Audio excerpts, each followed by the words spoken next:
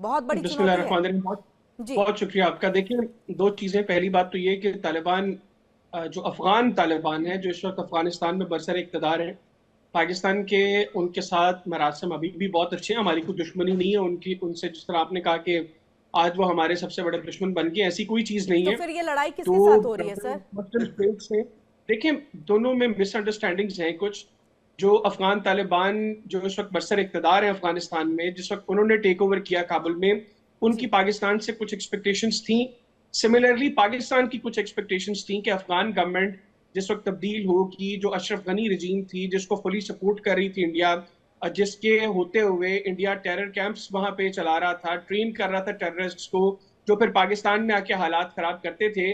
तो जिस वक्त रजीम चेंज हुई अफगानिस्तान में और अफगान तालिबान बरसर इक़्तिदार आए, तो अप्रोच यही थी पाकिस्तान में भी कि अब अफगानिस्तान की सरजमीन पाकिस्तान के खिलाफ भारत बिलखसूस इस्तेमाल नहीं कर सकेगा, या वो पाकिस्तानी दुश्मन अनासर जो अफगान सरजमीन का इस्तेमाल करते हैं, अब अफगान तालिबान के बरसर इक़्तिदार आने के बाद वो सिलसिला थमेगा। लेकिन उसमें कमी नहीं हुई, जिसकी वजह से प्रॉब्लम्स क्रिएट हुई। जी फिर अफगान तालिबान भी पाकिस्तान से कुछ एक्सपेक्ट कर रहे थे। मेरे अभी ठीक। भी बड़े क्लोज कॉन्टेक्ट्स हैं, और हम जो है वो कम से कम वीकली बेसिस पे कांटेक्ट में रहते हैं। सुहेल शाहीन साहब के साथ मेरा अक्सर कांटेक्ट होता है, जबीउल्लाह मुजाहिद साहब के साथ मेरे कांटेक्ट्स हैं। तो ऐसा नहीं है कि वहां पे सर अप्रोच कोशिश है ये कि है कि वो पाकिस्तान मिसअंडरस्टैंडिंग जिसकी वजह से इतना ज्यादा वहां पे, नुकसान हो रहा है। अगर देखिए अगर मुझे अब तो एक रणनीति मिनट बदल दी जा रही है, चीजें लड़ाई के युद्ध के लिए। तो नहीं लग रहा है कि सर आपके इतने मुझे अगर आप कॉन्टैक्ट्स एक रहते हैं, मिनट हफ्ते दें। भर बात होती है सर, सवाल कि आपको ये मिसअंडरस्टैंडिंग दूर करनी चाहिए, सरकार को ये कदम उठाना चाहिए, आर्मी को ये कदम उठाना चाहिए। क्या आप लोग लड़ाई अच्छा लगता है क्या, पाकिस्तान को पसंद है? नहीं, पाकिस्तान को लड़ाई बिल्कुल अच्छी नहीं लगती, और ना ही लड़ाई होगी। जो मैंने पहले बताया कि ये मिसअंडरस्टैंडिंग्स हैं, और ये इंशाल्लाह जल्दी क्लियर भी ठीक हो है। जाएंगी। तो ये जो आप लोग जो कोशिश कर रहे हैं ना पाकिस्तान और अफगानिस्तान की लड़ाई करवाने में, आप लोग इंशाल्लाह इसमें कामयाब नहीं होंगे। दूसरा, जहां तक बात है जो आपने कहा जी कि वो खवातीन को रिक्रूट कर रहे हैं अपनी इंटेलिजेंस के अंदर, हाँ मतलब मैं हैरान हूँ।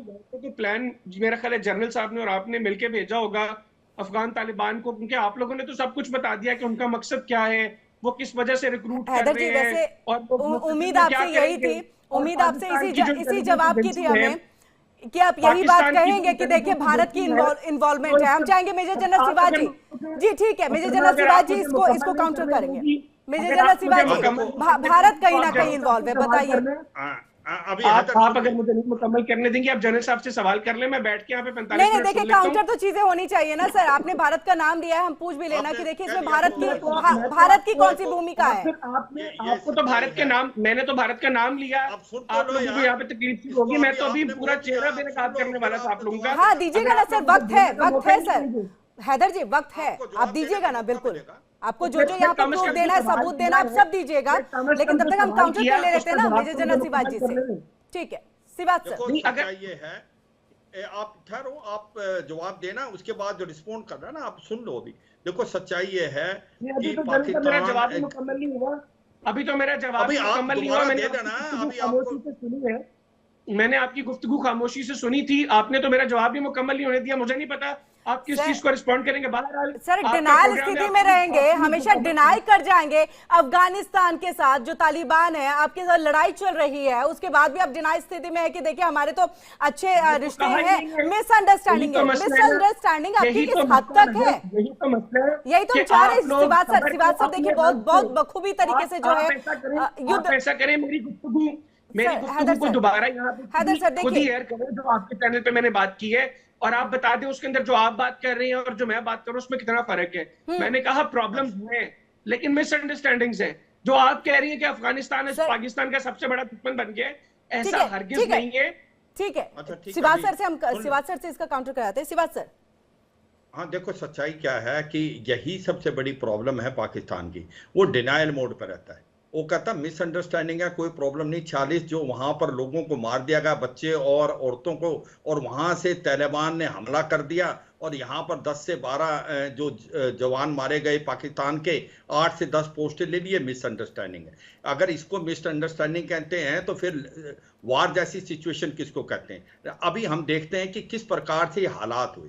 देखो सच्चाई ये थी कि भारत को पता था कि जिस प्रकार से तालिबान गवर्नमेंट आई थी 15 अगस्त 2021 में, एक जश्न का माहौल मचाया गया था पाकिस्तान में। उन्होंने सोचा कि भाई अब हमको स्ट्रेटेजिक डेप्थ मिल गई है और बहुत ही अच्छा होने वाला, पाकिस्तान का जो वेस्टर्न बॉर्डर है वो कवर होगा। मगर भारत को पता था कि इनके बीच में बहुत तगड़ी फॉल्ट लाइन्स है। वो 3 फॉल्ट लाइन्स हैं। एक तो कहीं ना कहीं जो अफगानिस्तान ड्यूरल लाइन को नहीं मानता, दोनों तरफ जो पश्तून हैं वो इकट्ठा ग्रेटर अफगान बनाना चाहते हैं और वो शरिया लॉ लाना चाहते हैं। वो पाकिस्तान को कभी मंजूर होगा नहीं, क्योंकि ड्यूरल लाइन तो वो बॉर्डर मानते हैं। तो ये तो होना ही था जो हो रहा है, मगर किसी ने ये नहीं सोचा था कि इतनी जल्दी इतना हालात खराब हो जाएंगे कि एक दूसरे के खून के प्यासे होंगे। और आज की तारीख में एक प्रकार से जो हक्कानी नेटवर्क, जिसको पाकिस्तान ने सोचा था तालिबान के अंदर जो हक्कानी नेटवर्क है वो इनका एक प्रकार इंटरेस्ट देख लेगा, वो भी इंटरेस्ट नहीं देखता।